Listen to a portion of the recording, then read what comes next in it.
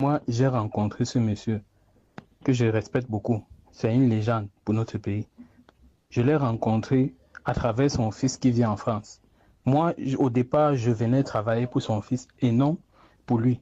Sauf que en travaillant pour son fils, il a vu que moi je travaillais bien. Il a insisté que je travaille avec lui. Moi, je n'étais pas d'accord parce que je n'étais pas chaud parce que j'avais déjà suivi les rumeurs où on disait qu'il travaille avec les gens, il ne les paye pas. Et non seulement il ne les paye pas, il les exploite et après, il les menace. Il les menace en leur disant que oh, il est, et après Dieu, c'est lui, il a le gouvernement camerounais dans sa poche, c'est lui, petit pays, il est puissant. Tout ça. J'étais hésitant. J'ai hésité à travailler avec ce monsieur. Mais alors, il m'a comment? Il me dit ceci. Bon, on va travailler ensemble. Vu que moi, en dehors du fait que je suis ingénieur de son, je maîtrise le digital.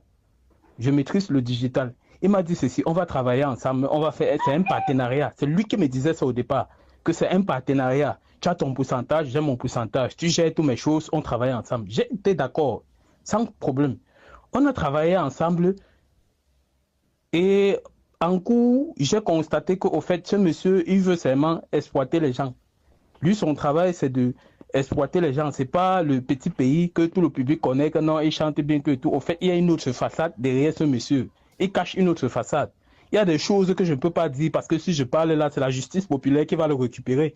Comme on l'a fait une fois. Mais je ne veux pas seulement parler de ça.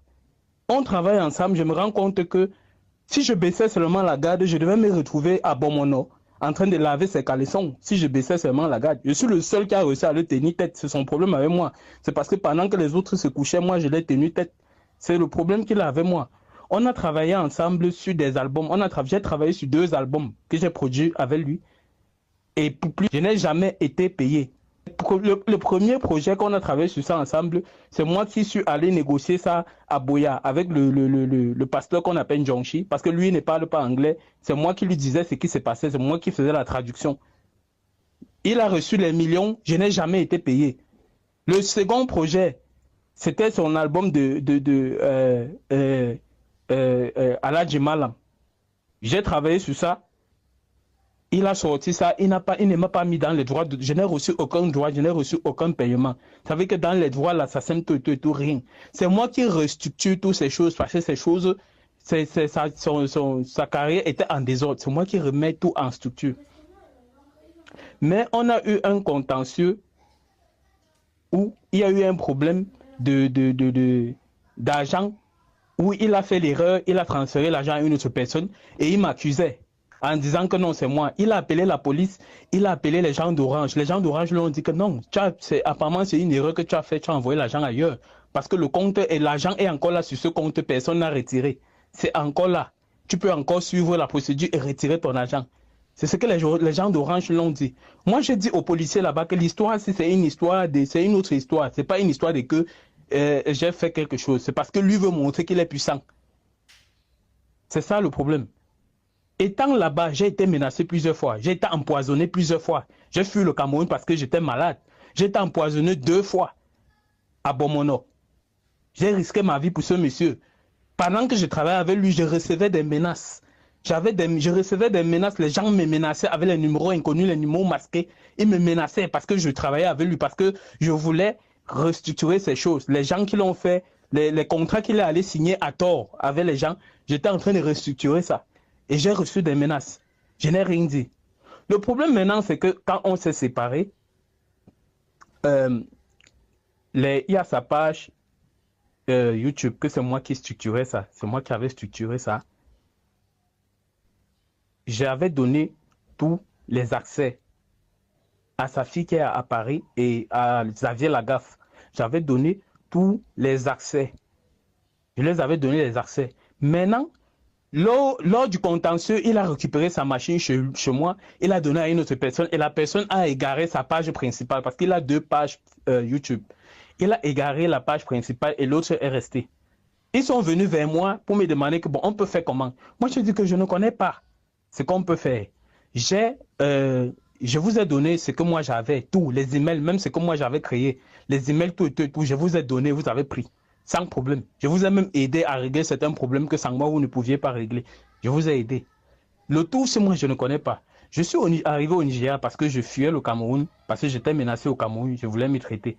J'arrive au Nigeria, sa fille qui est à Paris, on l'appelle Irène, elle continue à m'appeler, à m'écrire pour me demander comment on peut faire comment pour l'histoire de YouTube. Moi, je lui dis que bon, ok, j'ai quelqu'un qui m'a dit qu'il peut faire ça parce que lui, il travaille avec les gens de Google, il peut faire le travail. C'est ça que moi, je lui ai dit. Il a dit qu'on lui donne juste les informations de petits pays et on va le payer après qu'il ait fait le travail. Elle ne m'a pas répondu. Elle n'a rien dit. Elle est restée silencieuse. Après, j'ai perdu le contact de tout le monde. Je suis arrivé là, je partais travailler avec l'un de ces gars qui s'appelle Zibi. Zibi de Yaoundé, on l'appelle le PM.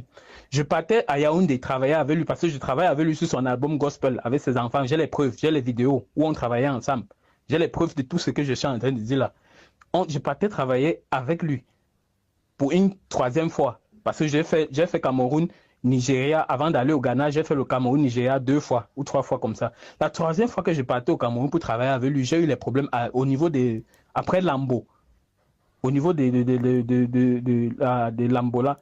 Parce que quand tu prends ces routes-là, à partir de 18h, tu ne dois pas prendre ces routes-là. Et le chauffeur que nous on a pris ne savait pas. Et on s'est retrouvé encerclé par les ambazoniens. C'est Dieu qui a fait que je m'en sorte. Je ne devais pas m'en sortir. J'ai perdu et tout le matériel que j'avais, tout l'argent que j'avais et mon téléphone. J'ai reconduit mon numéro, j'étais obligé maintenant de les recontacter encore. Je n'avais le contact de personne. Je recontacte Petit Pays après que quelqu'un d'autre me donne son numéro. Je lui dis, bon, ok, la page YouTube qu'on avait un problème, du mal à récupérer, j'ai quelqu'un qui a pu récupérer ça, mais il veut qu'on le paye. C'est un truc normal. Tu ne peux pas demander à quelqu'un de te rendre service et tu ne le payes pas. Le premier paiement, je l'ai fait une avance de 30 000. Il restait 120 000 que je devais payer. Je dis à Petit Pays que bon, ok, le gars a récupéré. Qu'est-ce qu'on fait? Il me dit, ok, non. Voilà mon gars, voilà mon informaticien, il s'appelle Noé. J'ai ça avec lui. Dès que c'est bon, je paye. Je me retourne vers les gars là. Je dis que bon, ok, gars, le propriétaire du compte a dit que si il faut d'abord qu'on lui donne les accès avant qu'on paye, avant qu'il paye. Ils me disent que non, moi ça a beaucoup traîné. C'est depuis longtemps qu'on gère cette histoire et ça a traîné. Il faut me payer. Moi, je sors l'argent de mon propre compte, je le paye avec. Je paye le gars avec, je récupère le compte. Actuellement, là, ils ont le compte YouTube, ils ont récupéré l'accès, tout et tout et tout. Depuis, j'attends, il n'y a pas l'argent.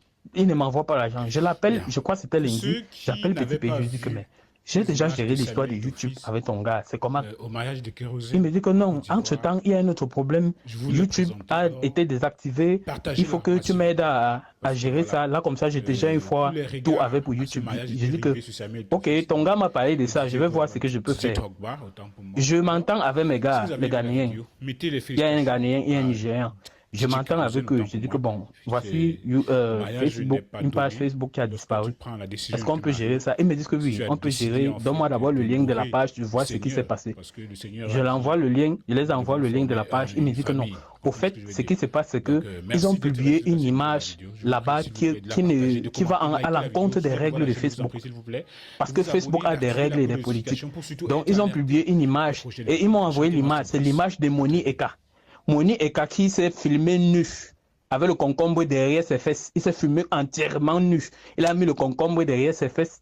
Il a envoyé ça à l'un des gars de Petit Pays pour publier sur la page. Et la personne a publié et Facebook a bloqué la page et a désactivé la page. C'est de ça que venait le problème. Maintenant, je dis à Petit Pays que bon, mes gars demandent que pour récupérer la page, voilà ce qu'il faut. Tu donnes tes informations, tu donnes l'adresse. Pas l'adresse email, mais l'adresse qui était sur la page, qui était enregistrée sur la page, tu donnes ton identité pour que Facebook vérifie que exactement c'est toi qui es le propriétaire de la page. J'ai envoyé il m'a envoyé les photos avec tout ça. J'ai envoyé au gars. En soirée, parce que les gars m'ont dit qu'en soirée, d'ici la soirée, ça serait bon. En soirée, les gars ont lancé le compte, ils ont désactivé le compte, ils ont réussi à récupérer le compte. J'envoie maintenant les preuves à Petit Pays. Il me dit que ok, c'est bon, tu vois. Les gens sont comme ça, c'est Zibi qui a fait ça avec Moni et Kato et tout et tout. J'ai dit, je reste tranquille, il n'y a pas de problème. Maintenant, quand je reviens le lendemain pour lui dire que mais il faut payer maintenant les gars qui ont fait le travail, c'est un service qui t'ont rendu, il faut payer. Il me dit que non, s'il ne me donne pas l'accès, je ne paye pas. S'il ne donne pas l'accès, je ne paye pas. Ou alors, on paye nous tous. Je suis resté tranquille, je n'ai rien dit. Je reviens, je me connecte ce matin, je vois, il a envoyé, il m'a fait un voice où il est en train de me menacer. Il va appeler Interpol, il est puissant, je suis jeune, je peux mourir comme ça, comme des blagues. C'est ce qu'il fait tout le temps aux gens. Les gens travaillent là-bas, chez lui, les peintres, les techniciens, tous travaillent chez lui. Et pour les payer, il ne les paye pas. Après, il les menace en disant que non, il a le gouvernement dans sa poche, il est puissant, c'est lui, petit pays, tout et tout et tout. C'est comme ça qu'il menace les gens. Et les gens, ces gens-là abandonnent. Je parle comme ça parce que si ces gens-là écoutent ça, ils vont venir témoigner. Les gens qui ont eu affaire à ce monsieur vont venir témoigner. Je vous parle, je ne parle pas avec l'eau dans la bouche, je parle ce qui est vrai. C'est sa façon de fonctionner. Mais moi, je n'ai rien à perdre.